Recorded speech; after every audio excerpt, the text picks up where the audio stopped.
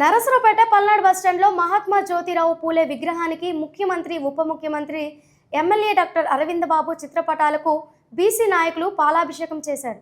బీసీలకు 34% రిజర్వేషన్లు కేటాయించినందుకు హర్షం వ్యక్తం చేస్తూ ప్రభుత్వానికి కృతజ్ఞతలు తెలిపారు.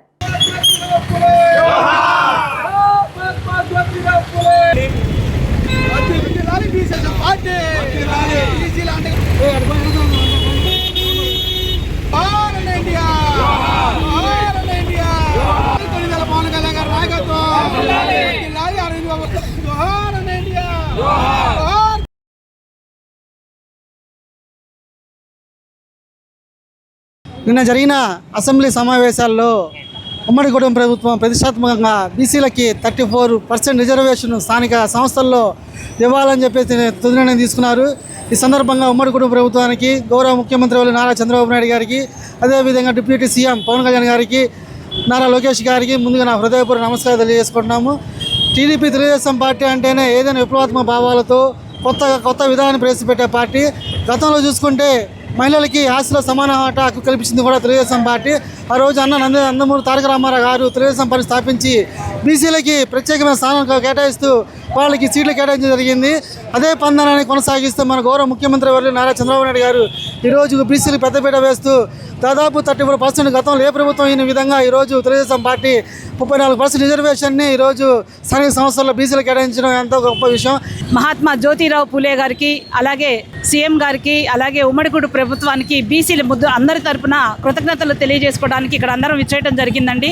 2024 మేనిఫెస్టోలో ఏదైతే మరి మాట ఇచ్చారో బీసీలకి 34% రిజర్వేషన్ ఇస్తామని ఆ వాగ్దానాన్ని నిలబెట్టుకుంటూ నిన్న శాసన మండలిలో మరి బీసీలకి 34% అనేటువంటి విషయాన్ని చట్టబద్ధత చేయడం జరిగిందండి.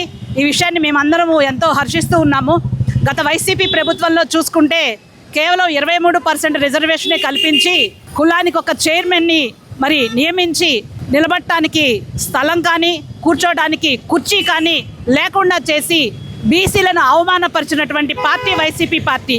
అదే మా తెలుగుదేశం ప్రభుత్వం చూసుకుంటే కనుక 34% రిజర్వేషన్ని కల్పిస్తూ మరి ఈరోజు పంచాయతీరాజు చట్టాన్ని కూడా అతిక్రమించి మరి బీసీలకు అండదండగా ఉండి బీసీలకి పక్షపాతి అనేటువంటి విధంగా ఈరోజు కూటమి ప్రభుత్వం పనిచేస్తూ ఉందండి. బీసీ సంఘాలు, బీసీ కుటుంబ సభ్యులందరూ మర్చిపోలేనటువంటి రోజు. స్వర్గీయ నందమూరి తారక రామారావు గారు 85లో బీసీలకు మొట్టమొదటిగా 20% రిజర్వేషన్తో ఆయన ఆజ్యం పోస్తే ఆ తర్వాత నారా చంద్రబాబు నాయుడు గారు 3 దఫాలుగా మనకి 34% రిజర్వేషన్ ఉన్నారు. గత కొన్ని కారణాల వల్ల మధ్యలో ఆ రిజర్వేషన్ ఆగిపోవడం జరిగింది. 24% తగ్గించడం జరిగింది. కానీ మళ్ళీ బీసీల కోరిక మేరకు బీసీ ఉద్యమాలు మేము చేసి వారికి 4-5 సార్లు మెమోరాండాలు ఇచ్చి ఉన్నాం. దాన్ని ఆయన పరిగణలోకి తీసుకొని బీసీల పక్షపాతిగా ఆయన ఈరోజు 34% రిజర్వేషన్ని పంచాయతీరాజ్ చట్టాన్ని అనుసరించి ఈరోజు 34% రిజర్వేషన్ని స్థానిక సంస్థల ఎన్నికల్లో మనకి బీసీలకు ఇవ్వడం మనందరికీ చాలా సంతోషదాయకం. ఈ సందర్భంగా ముఖ్యమంత్రి గారికి, డిప్యూటీ సీఎం పవన్ కళ్యాణ్ గారికి, నారా లోకేష్ గారికి బీసీ సంఘాల తరఫున ధన్యవాదాలు తెలియజేసుకుంటున్నాం. గత ప్రభుత్వం చేసిన తప్పుల్ని ఒక్కోటి మంచిగా చేసుకుంటూ వాటన్నిటినీ అధిగమిస్తూ వారు చేసిన తప్పులన్నింటినీ ఈ కూటమి ప్రభుత్వం ముందుకు తీసుకెళ్తుంది. ఫస్ట్ నుంచి కూడా బీసీలు అనేవాళ్ళు తెలుగుదేశం పార్టీకి వెన్నుదండుగా ఉంటారు.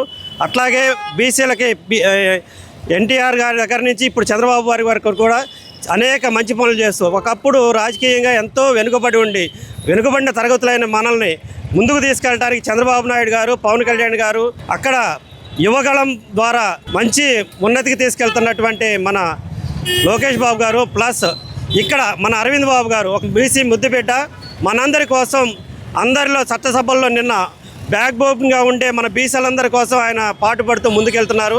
అట్లాంటి దానికోసం మనందరం కూడా వెన్నుదండి ఉండి ఫ్యూచర్లో మన వాళ్ళకి బీసీలకి ఇచ్చిన పోస్టులన్నింటినీ కూడా మనం గెలిపించుకుంటే ముందు మనం 50% కంటే ఎక్కువ ఉన్నాం జనాభాలో. ఇంకా ఎక్కువ సీట్లు సాధించుకోవడానికి మరియు ఇంకా ఎక్కువ సీట్లు పొందడానికి, ఇంకా ముందు అభివృద్ధి చెందడానికి ఇది ఒక మంచి అవకాశం అని ఇట్లాంటి అవకాశం ఇచ్చిన కూటమి ప్రభుత్వానికి బీసీ ముద్దులుగా మేమందరం కూడా రుణపడి ఉంటామని, వాటి సపోర్ట్గా ఉంటామని తెలియజేసుకుంటున్నాం.